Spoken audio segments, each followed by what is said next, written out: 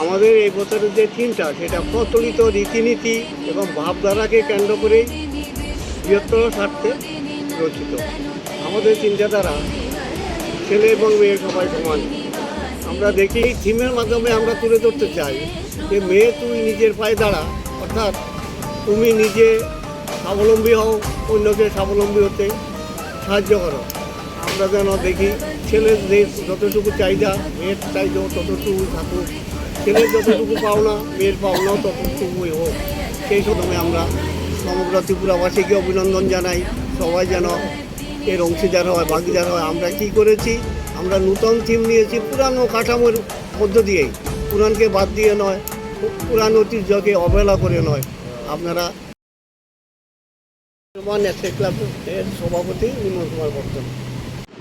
নমস্কার, আমি রাসমা অ্যাথলেটিক ক্লাবের সেক্রেটারি অনুপ দাস। আমরা এবার দুর্গাপূজার যে থিমটা করেছি বা করতে চলছি, এটা অ্যাকচুয়ালি নারীদের উপর ভিত্তি করে হচ্ছে। আর আমরা থিমটা এবার নাম দিয়েছি মেয়ে দুই নিজের পায়ে দাঁড়া। নিজের পায়ে দাঁড়া মানে একটা মেয়ে তার নিজের পায়ে কীভাবে দাঁড়াতে হবে, সেই ছোটোকাল থেকে একদম বৃদ্ধ বয়স পর্যন্ত পুরাটা থিমের উপরে আমরা এটা তুলে ধরছি। আজকালের সমাজে দেখা যায় নারীরা কেউ থাকে প্রথম অবস্থা থাকে কারোর কন্যা রূপে, তারপরে যায় কারো বাড়ি তার বউ হিসাবে, তারপরে কোনোদিন মা হয়, তারপরে যে শাশুড়ি হয়। এই যে নারীরার যে সমস্যাগুলি, সেই সমস্যা পুরাটার উপরেই আমাদের চিন্তা। তাই আমি রাসমা ক্লাবের পক্ষ থেকে সমস্ত ত্রিপুরাবাসীকে অনুরোধ করব, আপনারা আমাদের থিমটা এসে দেখে যাবেন।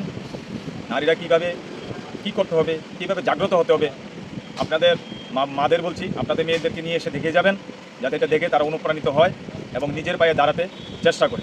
এটাই আমাদের থিমের এইবার রাসমা অ্যাথলেটিক ক্লাব আগরতলার মধ্যে আশা করছি একটা ভালো থিম আমরা করতে চলছি। আপনাদের সবাইকে আশা রাখছি আপনারা সবাই এসে আমাদের থিমটাকে দেখে যাবেন। ধন্যবাদ সবাইকে।